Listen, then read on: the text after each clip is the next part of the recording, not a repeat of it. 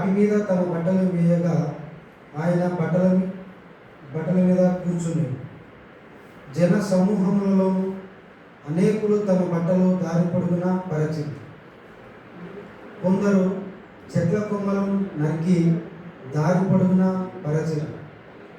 జన సమూహములలో ఆయనకు ముందుగా వెలుచుండిన వారు వెనుక వచ్చుచుండిన వారును, దావీదు కుమారునికి జయము, ప్రభు పేరిట వచ్చువాడు స్తుతింపబడును గాక, సర్వోన్నతమైన స్థలములలో జయము అని కేకలు వేయుచుండిరి. ప్రియులారా, ఆరాధనకు సహాయకరముగా మనం మత్తయి సువార్త 21వ అధ్యాయంలో కొన్ని వచనాలను చదువుకున్నాం కదా. ఈ యొక్క పరిశుద్ధ దినం యొక్క ప్రత్యేకత ఏమి అనగా, లోకంలో మన ప్రియులు పెట్టుకున్నటువంటి పేరు మట్టల ఆదివారం అని. ఈ యొక్క మట్టల ఆదివారం అని మన బైబిల్ గ్రంథంలో రాయబడలేదు, కానీ మన ప్రభు అయినటువంటి యేసుక్రీస్తు ప్రభువుల వారు తాను సిలువకు అప్పగింపబడక మునుపు యెరూషలేమునకు వచ్చిన తర్వాత జన సమూహం అందరూ కూడా ఆయనను రాజుగా గుర్తించినప్పుడు వారు ఆయనకు చేస్తున్నటువంటి ఆ యొక్క సేవలు వారు దేవుని గుర్తించి వారు దేవునికి చేస్తున్నటువంటి ఆరాధనకు గుర్తుగా వారు మట్టల ఆదివారంని ఈరోజు జరుపుకుంటున్నారు. ప్రియుల, ఈ యొక్క దినం నాకు ప్రత్యేకంగా మనం కూడా యేసుక్రీస్తు ప్రభుల వారు ఈ లోకంలో జీవిస్తున్నప్పుడు జరిగినటువంటి యొక్క సందర్భాన్ని మనం కూడా చదువుకున్నాం కదా. ఇవి ప్రవక్తల వలన నెరవేరినట్లు ఇది జరిగిందని మనం చదువుకున్నాం 4వ వచనంలో. యేసుక్రీస్తు ప్రభుల వారు యెరూషలేమునకు చాలా కొన్ని సందర్భాలు మాత్రమే వచ్చినాడు. ఇప్పుడు కూడా తాను సిలువకు అప్పగింపబడక మునుపు యెరూషలేమునకు వచ్చి తాను ఆ యొక్క యెరూషలేము గ్రామంలో ఆ యొక్క జన సమూహం అంతటితోనూ వారితో గడిపి వారితో మాట్లాడి వారికి తను తాను రాజుగా కనపరుచుకొని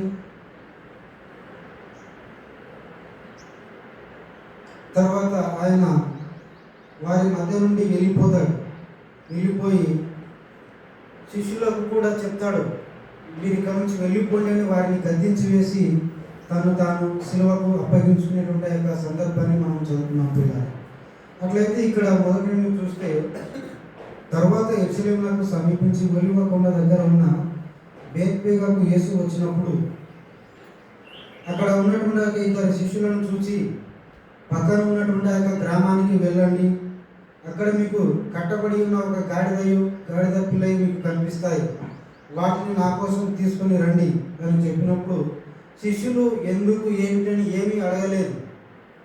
యేసు వారికి ఆజ్ఞాపించగానే వారు వెళ్ళిపోయినారు.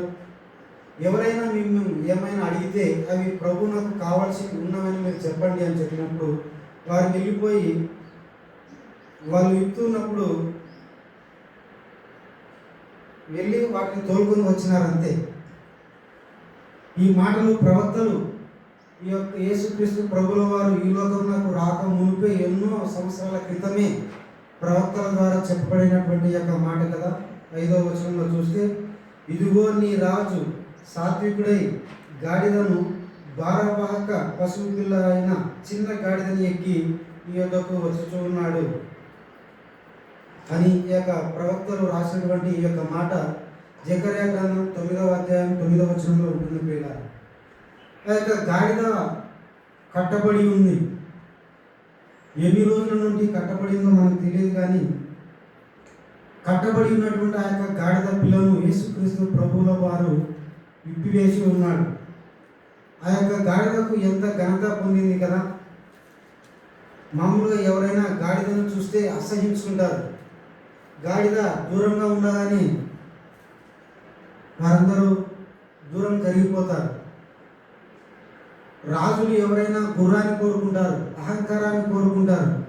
కానీ మన ప్రియ ప్రభువు పరలోకం నుండి ఈ లోకానికి వచ్చినటువంటి ఆ యొక్క రాజు తను తాను సాత్వికుడని నిరూపించుకోవడానికి తను శాంతిని అనుగ్రహించడానికి నేను ఈ లోకానికి వచ్చానని వినయం కలిగి ఉండేటువంటి ఆ యొక్క గాడిదను ఆయన ఎంచుకున్నాడు. ఆ యొక్క గాడిద పిల్ల మీద ఎవరును ఎప్పుడును కూర్చుని ఉండలేదు కాబట్టి అటువంటి గాడిదను ఆయన ఎంచుకున్నాడు. ఆ యొక్క గాడిద కట్టబడి ఉంది, బంధకములలో ఉన్నది. ఆ యొక్క బంధకంలో నుండి విడిపించడానికి ఆ యొక్క గాడిద పిల్లను విప్పి బంధకంలో ఉన్నటువంటి ఆ యొక్క గాడిద పిల్లకు ఆయన ఘనతను అనుగ్రహించినాడు. ఎంత గొప్ప ఘనత కదా! మన ప్రభు అయినటువంటి యేసుక్రీస్తు ప్రభుల వారు ఆ యొక్క గాడిద మీద కూర్చున్నప్పుడు ఆ యొక్క గాడిదకు ఎంతో ఘనత వచ్చింది. ఆ యొక్క ప్రజలు ఆయన ఆ యొక్క మెత్తిగకు వచ్చినప్పుడు వారు ఆయనను చూసి ఆయన వారి మధ్యకు వచ్చినప్పుడు దారి పొడుగునా వారు ఆ యొక్క బట్టలను పరిచినారు. ఆ యొక్క చెట్ల కొమ్మలను నరికి ఆయన ఆ గాడిద పిల్ల మీద నడవడానికి పరిచినారు. ఎంతో ఆ యొక్క రాజును వారు మహిమపరుస్తూ ఉన్నారు, ఆరాధిస్తూ ఉన్నారు. అంతకు మునుపు ఒక వారం క్రితం కూడా యేసుక్రీస్తు ప్రభుల వారు అక్కడే ఉన్నప్పుడు, ఒక గ్రామంలో ఉన్నప్పుడు, శిశువుల మధ్యలో ఉన్నప్పుడు ఒక పేదరాలు ఆయన శిలువకు అప్పగించుకునే ఒక వారం ముందు లేదా 10 రోజుల ముందు ఒక విధవరాలు ఆయన ఎద్దకు వచ్చి తన దగ్గర ఉన్న ఆస్తి అంతా కూడా అమ్మివేసి అత్తరు కొని ఆయనకు తల మీదుగా పోసి ఆయనను లేదా రాజుగా ఆయనను అభిషేకించింది. శిలువకు తను తాను అప్పగించుకుంటాడని ఆమె ఎరిగి తనను రాజుగా అభిషేకించినటువంటి ఆ యొక్క సందర్భం తర్వాత ఆయన ఈ యొక్క సందర్భం జరుగుతుంది. ఆ యొక్క రాజు అయినటువంటి యేసుక్రీస్తు ప్రభుల వారు తను తాను తగ్గించుకొని గాడిద మీద ఎక్కి మన కొరకు వచ్చినాడు. ప్రియులారా కదా, నీ రాజు సాత్వికుడై గాడిద మీద ఎక్కి వచ్చుచున్నాడని సీయోను కుమార్తెతో చెప్పుడి అంటున్నాడు. శిష్యులు వెళ్ళి యేసు తనకు ఆజ్ఞాపించిన ప్రకారం చేసి ఆ గాడిదను దాని పిల్లలను తోలుకొని వచ్చి వాటి మీద బట్టలు వేయగా ఆ యొక్క బట్టల మీద దారి పొడుగునా పరిచినారు. ఆయన వాటి మీద కూర్చున్నాడు. ప్రియులారా, జనసమూహం అందరి కూడా ఆయన చూస్తున్నారు. ఆయన ముందుగా ఎంతో జన సమూహం ఉంది, వెనక ఎంతో గొప్ప జన సమూహం ఉంది. వారంతా కూడా ఎవరు పడుతున్నారు?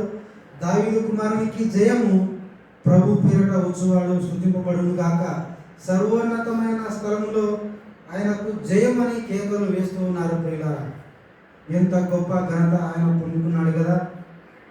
నిజంగా ఆయన గుర్రం మీద ఎంతో గర్వంగా, ఎంతో గౌరవంగా యుద్ధాన్ని చేయడానికి వచ్చినటువంటి ఆ యొక్క రాజు వలె, రాజులకు రాజు అయినటువంటి దేవుడు, దేవుళ్ళకు దేవుడైనటువంటి దేవుడు, గుర్రం మీద రావాల్సినటువంటి దేవుడు తను తాను తగ్గించుకొని ఆ యొక్క గాడిద పిల్ల మీద మన కొరకు వచ్చినాడు. మనలను ఏ విధంగా బంధింపబడినటువంటి ఆ యొక్క గాడిద పిల్లకు విడిపించి ఘనతను అనుగ్రహించినాడో మనము కూడా మునుపు పాపము అనేటువంటి బంధకముల చేత బంధింపబడి ఉండగా, చీకటిలో ఉండగా, మన యొక్క బంధకముల నుండి మనల్ని విడిపించడానికి ఆయన ఈ లోకానికి వచ్చినాడు. ఈ లోకానికి ఆయన వచ్చి మన కొరకు ఎన్నో శ్రమలు పడినాడు కదా! ఆయన తను తాను రాజుగా ప్రకటించుకున్న తర్వాత అనేకులు ఆయనకు దావీదు కుమారునికి జయము, ప్రభు పేరట వచ్చువాడు స్తుతింపబడును గాక అని కేకలు వేసినారు. కానీ తరువాత ఆ యొక్క బంధకముల నుండి, పాపముల నుండి, శాపముల నుండి మనలను విడిపించడానికి పరిశుద్ధమైన ఆ యొక్క రక్తము అవసరం కాగా ఆయన పస్కా గొర్రెపిల్ల వలె మన కొరకు తను తాను అప్పగించుకొని ఆ యొక్క యేసుక్రీస్తు రక్తము వలన మనకు పాప బంధకముల వలన ఉన్నటువంటి మనలను ఆ యొక్క బంధకముల నుండి విడిపించినాడు. ఆయన యౌవన కాలంలోనే, యుక్త కాలంలోనే పరిశుద్ధమైన పావనమైన రక్తమును ఆ యొక్క కల్వరి శిలువలో మన కొరకు చిందించడం ద్వారా మన యొక్క బంధకములకు మనకు విమోచన కలిగింది, మన పాపములకు పాప క్షమాపణ కలిగింది.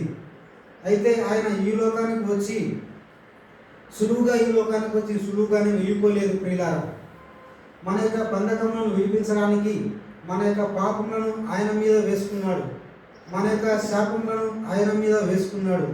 మనం పొందవలసినటువంటి ఆ యొక్క అవమానాలను ఆయన పొందినాడు. మనం పొందవలసినటువంటి ప్రతి ఒక్క శ్రమను మనం పొందవలసినటువంటి ప్రత్యేక అవమానమును ఆయన భరించినాడు. ఆయనకు కలుగుతున్నటువంటి ఆ యొక్క అవమానమును ఆయన నిరర్ధకము చేయక తను తాను తగ్గించుకొని సిలువకు అప్పగించుకున్నాడు కదా. మన కొరకు ఆయన ఎంతగానో శ్రమలు పడినాడు, అవమానపడ్డాడు, బంధింపబడినాడు. ఈ లోకంలో మన వలె ఎన్నో శ్రమలను భరించినాడు. మన కొరకు ఆయన అసాధారణమైన శ్రమపడి తన శరీరంలో ఉన్నటువంటి చెమటను, రక్తం, నీరు అంతటినీ మన కొరకు కాచినాడు. బంధకంలో ఉన్నటువంటి మనలను రక్షించడానికి, పాపములో ఉన్నటువంటి మనలను విడిపించడానికి, ఈ లోకం వదిలితే నశించి నరకానికి వెళ్ళేటువంటి మనలను విడిపించడానికి ఆయన ఈ లోకానికి వచ్చి మనకు ఉన్నటువంటి ఆ యొక్క నరకమును తప్పించడానికి ఆయన ఎన్నో శ్రమలను పడినాడు కదా. ఈ లోకంలో ఆయన వచ్చినప్పుడు ఎంతోమంది ఆయనను హింసించినారు, దూషించినారు, అవమానపరిచినారు. నిజంగా నీవు యూదుల రాజు అయితే సిలువ మీద నుండి నిన్ను రక్షించుకొని మమ్మల్ని కూడా రక్షించమని తనతో పాటు సిలువ వేయబడిన ఇద్దరు దొంగలు ఆయన అన్నారు. ఆయన దొంగ వలె సిలువ వేయబడినాడు, అన్యాయపు తీర్పును పొందినాడు. అన్యాయస్తులైనటువంటి ఆ యొక్క రాజులు ఆయనను సిలువ మోస్తూ కయపా దగ్గరికి, అన్న దగ్గరికి, పిలాతు రాజు దగ్గరికి ఇలా ఎక్కడికెక్కడో ఆయనను తిప్పినారు, అవమానపరిచినారు. ఆయన సమస్తమును ఓడ్చుకున్నాడు. సిలువకు తను తాను అప్పగించుకున్నాడు. మన పాపముల నిమిత్తమై సమస్తమును ఓడ్చుకొని ఆ యొక్క కల్వరి సిలువలో ఆ యొక్క గొల్గొతా కొండ అనేటువంటి ఆ యొక్క ప్రాంతానికి సిలువ వేసుకొని ఎంతో భారమైనటువంటి ఆ యొక్క సిలువ మ్రాణను మోసుకుంటూ తన యొక్క చేతులలో చీరలు, కలలో మరమేకులు, ప్రక్కలో బల్లెపు పోటు, శరీరం అంతా కూడా కొరడా దెబ్బలు, ఎంతోమంది ఆయనను చూస్తూ హేళన చేస్తూ అవమానపరుస్తూ ఉన్నప్పటికీ తన మీద ఉన్నటువంటి ఆ పై వస్త్రంను తీసివేసి ఆ యొక్క సైనికులు చీట్లు వేసుకొని చూడగా చూస్తూ మౌనంగా ఉన్నాడు. గొర్రెపిల్ల తన యొక్క రక్తమును మన కొరకు ఎలాగో చిందిస్తుందో ఆయన పస్కా గొర్రెపిల్ల వలె ఆ యొక్క కల్వరి శిలువలో మన కొరకు తన శరీరంలో ఉన్న రక్తమంతా కూడా చిందించి వేసినాడు. అందరూ ఆయన అవమానపరుస్తూ హేళన చేస్తున్నప్పటికీ కూడా ఒక్క మాటను పలకకుండా నా దేవా నన్ను ఎందుకు చేయి విడిస్తేవని ఆయన విజ్ఞాపన చేసినాడు. ప్రియులారా, బంధకములలో బంధింపబడి ఉన్నటువంటి మనలను, చీకటిలో ఉన్నటువంటి మనలను విడిపించడానికి ఆయన ఈ లోకానికి వచ్చి ఎన్నో శ్రమలను పడి, ఎన్నో అవమానాలను పడి మనం పొందవలసిన యొక్క శిక్షణ అంతటినీ ఆయన పొంది మనకు ఆ యొక్క పరలోక రాజ్యంను ఉచితంగా అనుగ్రహించిన కొరకు ఆ యొక్క కల్వరి శిలువలో ఆయన పొందిన శ్రమలు, ఆయన పొందిన అవమానాలు మనం జ్ఞాపకం చేసుకొని ఆయనను స్తుతించాలి. ప్రియులారా, అంత మాత్రమే కాక ఆ యొక్క కల్వరి శిలువలో తన ప్రాణమును మన కొరకు అర్పించి సమాధి చేయబడి తిరిగి 3వ దినమున లేచి మీ కొరకు స్థలము సిద్ధపరచడానికి పిలుచున్నాను, మరలా వచ్చి మిమ్మల్ని తీసుకొని వెళతానని గొప్ప నిరీక్షణ ఆయన మనకు ఇచ్చినాడు. ప్రియులారా, కాబట్టి ఇంత గొప్ప రక్షణ భాగ్యము ఉచితంగానే ఆయన మనకు అనుగ్రహించినాడు. కానీ ఉచితంగా అనుగ్రహించినటువంటి ఈ యొక్క గొప్ప రక్షణ సులువుగా మనకు రాలేదు, సులువుగా మనకు ఈ యొక్క పాప క్షమాపణ కలుగజేయలేదు.